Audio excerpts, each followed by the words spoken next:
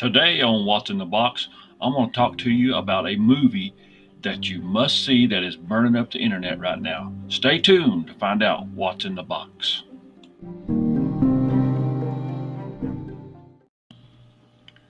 If you haven't heard, Anchor's the easiest way to make a podcast, and it's totally free to use. There's tons of creation tools that help you record and edit your podcast right from your phone or your computer. Anchor also distributes your podcast to numerous outlets, bringing you a large audience. Everything you need in one place to create a podcast. Download the free app today or go to anchor.fm to get started.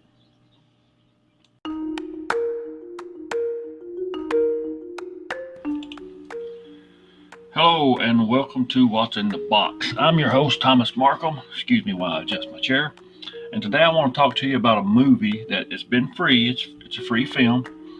It is roughly an hour and 20 minutes long. And it's on YouTube. And it's got a guy in it who is probably the main speaker in the film. It's a documentary film, of course. But before I get into this guy, let me tell you a little bit about this film, about how many views it's got. This film has got almost 10 million views on YouTube already, and it came out on April the 10th. Today is April the 21st. It has almost 300,000 thumbs up and almost 6,000 thumbs down. Some people may not be enjoying the film as much as others. But what's interesting about having almost 10 million views, really 9.5,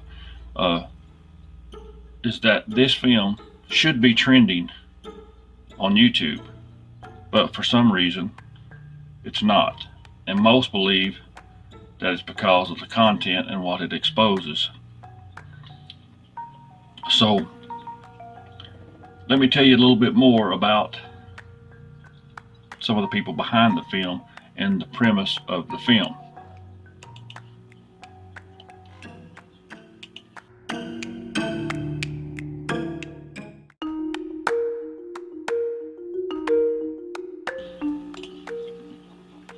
Okay, the title of the film is called Out of the Shadows.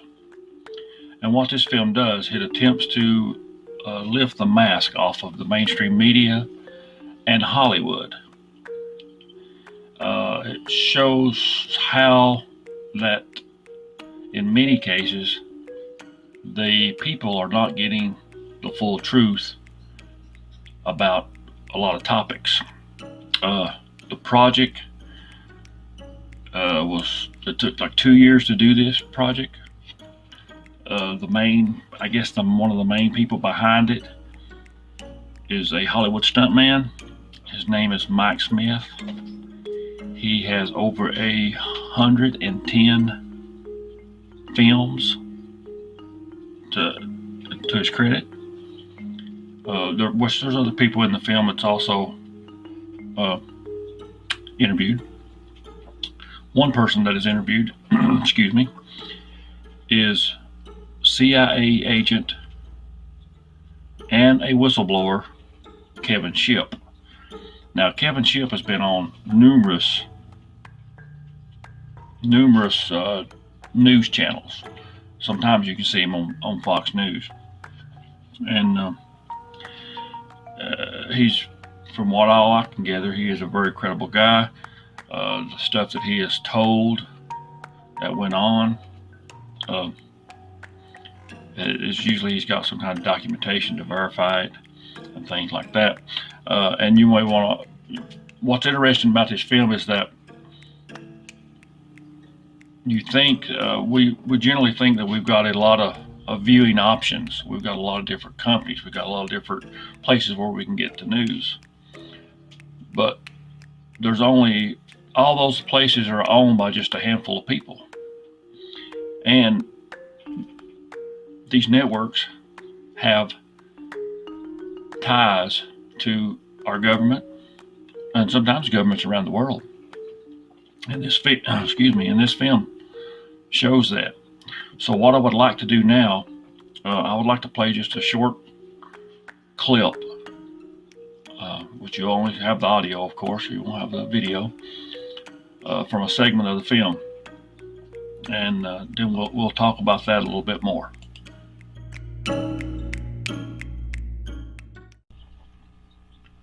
Okay, here is the clip that I want you to hear.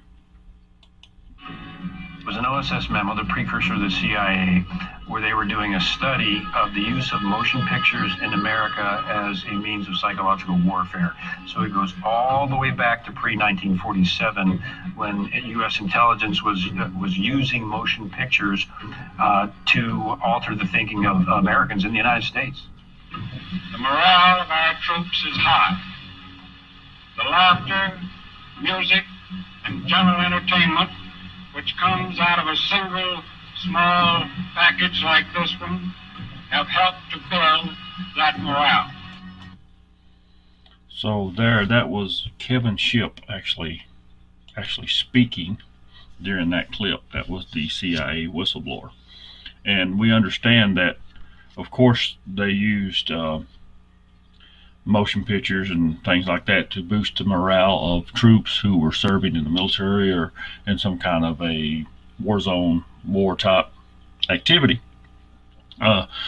This goes much deeper than that, though. This actually goes into our programming, which we view on a daily basis, our TV shows, not just the news. I know it's easy to say fake news, and some of the news is fake. But some of it is also put out because they have an agenda and they want to have somewhat control over what's going on in our world. But this film goes much deeper than this. Excuse me. This film also goes into some of the secret CIA projects. It crosses over into Hollywood elites, some of the things that Mike Smith, the stuntman, the guy that's kind of behind the film, that's the main speaker in the film, does some of the things that he saw while he was making these movies over the years that didn't really click for him 2 years later. I'm talking about satanic type things that appeared to be satanic type rituals, or just stuff that was out of place that didn't hit him at the time because he was involved in making the films and concentrating on what he's doing and didn't think much about it. You'll have to watch the whole film to get kind of his idea of why he didn't really pay much attention to it at the time.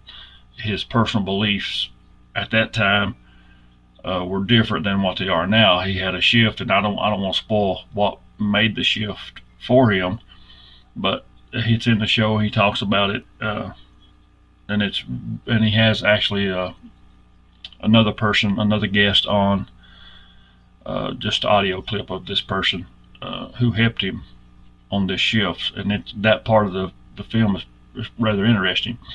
But it also exposes this satanic belief system kind of that's in Hollywood and in a lot of Hollywood stuff, which is a story kind of within itself. But I'm gonna take a small break, play a little ad for you guys, and when I come back, we're going to talk about one of the secret CIA projects that really crossed the line. Visit thecryptocrew.com, your #1 source for cryptozoology and paranormal research. That's thecryptocrew.com. The Crypto Crew is a research group led by Thomas Marcum that investigates and documents things like Bigfoot, UFOs, ghosts, and just general weird things. They've won several awards. Check out the website today. That's thecryptocrew.com. Okay, and welcome back to What's in the Box. Now, let's talk a little bit about the CIA projects.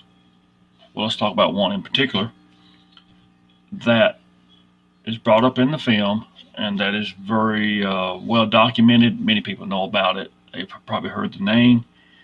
They may not understand maybe exactly what all the project was about, but they probably heard the name at some point, and it's brought out very well in this film.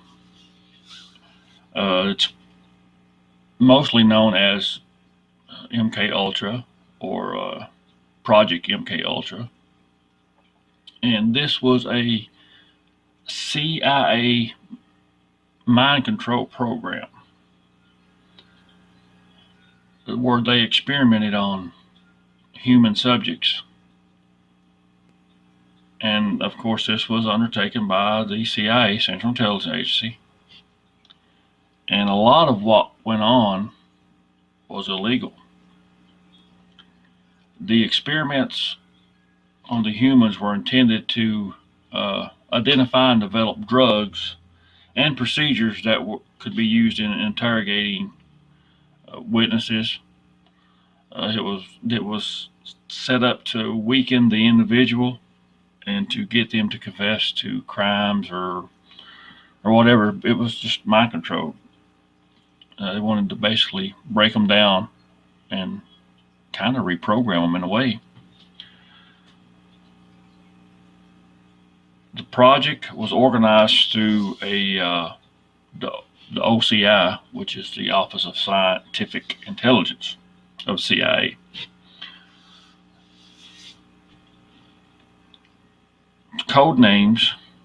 Other code names, I guess, would be for these they use drugs on these people. Related experiments were Project Bluebird and Project Artichoke. That's two you probably may have heard Bluebird, but Project Artichoke is one you don't really hear very often. These experiments took place somewhere around in about 1953,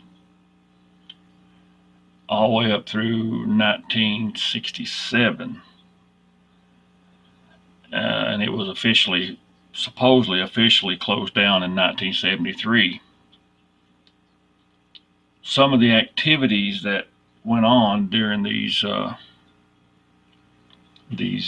sessions, I suppose, they used American citizens, and they also used Canadian citizens in these tests, and most of them were unwilling test subjects.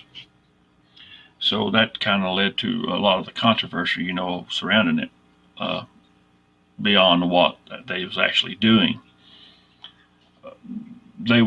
Many times they would secretly put LSD, give these people LSD, the drug LSD, and even other chemicals, and they used, it'd make them, basically freaked them out. That in the 50s, 60s, and 70s, LSD was probably, well, without a doubt, it was the strongest drug during the time period. And it would just make them freak out. They also used electroshock therapy on these people. I know somebody who actually went through electroshock therapy in the more modern times, I suppose. It's still kind of barbaric, but it's in the more modern times. And, they use that sometimes to treat people who have very deep depressions and things like that, to try to help them.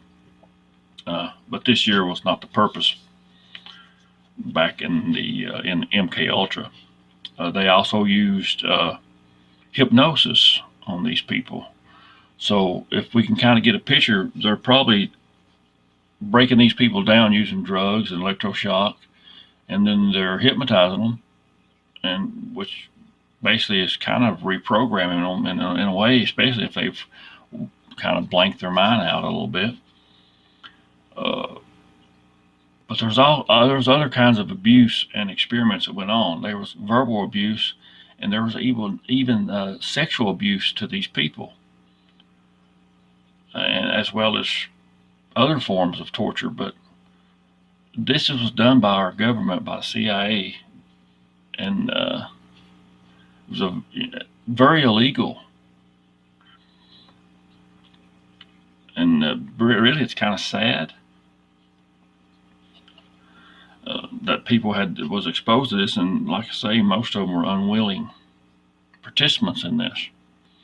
So, well, now you may want to know, well, what does this have to do with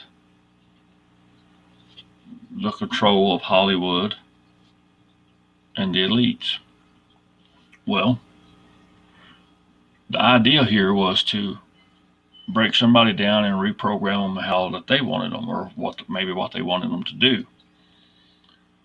So they was using this along with television programming and radio programming and news programming to get people's minds to think a certain way or a certain way about certain things. And the tie that goes to Hollywood is very evident. When you actually look back at the records, you can see that the CIA helped Walt Disney purchase a lot of swampland in Florida. Now, that shows a direct connection between the CIA and entertainment. And this film brings a whole lot of this out. And I won't get into everything that it brings up, because I actually want you to go watch the film. Whether you believe everything that's in it or not, that's up to you. But some of it does seem very far-fetched. It does seem way out there. But when they put all the pieces together, it kind of makes sense. And a lot of it is documented as just like through these old CIA files and records and things like that. The Freedom of Information Act actually gives us access to a lot of this stuff. If you'll file the petition to get it, the Freedom of Information request, you can actually obtain some of this stuff. But if I want you to go watch the film and watch how this has been done over years, and it's still going on. It's for some people it's going to be very eye-opening. For other people, they're going to disbelieve it, but it's still going to settle in their mind, and they'll be more aware of their surroundings and things that's going on. So I'm going to try to close here. I know this is kind of maybe a little bit of a shorter episode, and I've not done an episode in a while, but I want to give you some more information about where you can see this film at. And so you can watch it. You can go on YouTube. You can search Out of Shadows Official. It's called Out of Shadows Official. If you go search that, it should bring it up. You'll probably see some trailers for it, but if you'll keep looking, you'll actually find the film. If that does not work, you can go to outofshadows.org, and they got several clips on there that will either lead you to the film or gives you a little bit more about the film.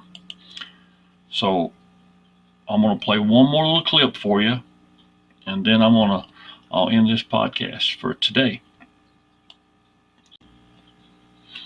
Okay, now I want to play one more little clip for you, and then I'll talk just a little bit more, and we'll close out this podcast.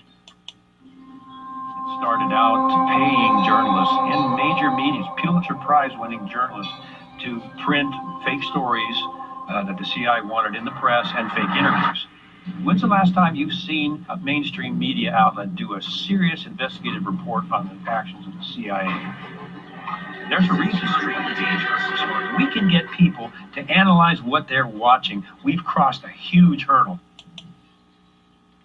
And I will agree with that. If we can get people to just be aware of what they're actually watching, it'll make a world of difference. There's nothing wrong with questioning the things that we see and hear. Of course, we want to know the truth. So we have to question at some point.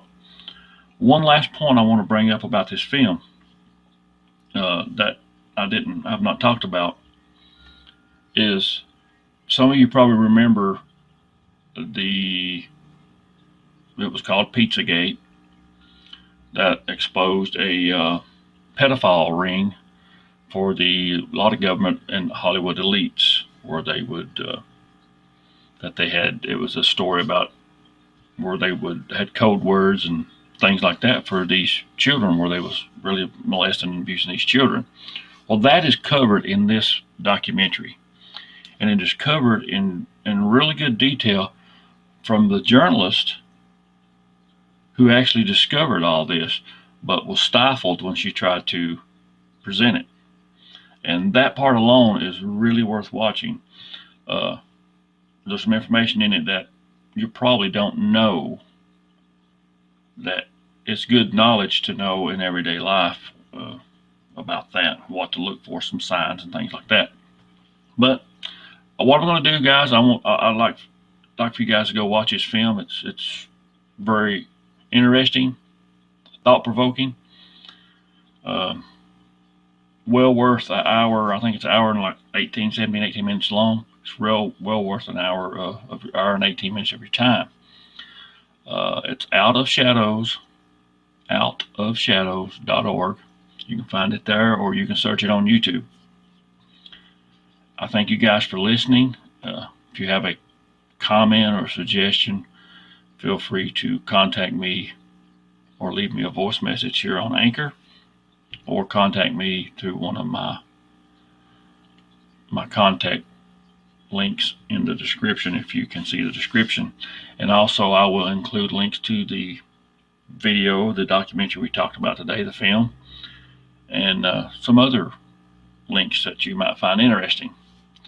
As always, thank you guys for watching, and please be safe out there.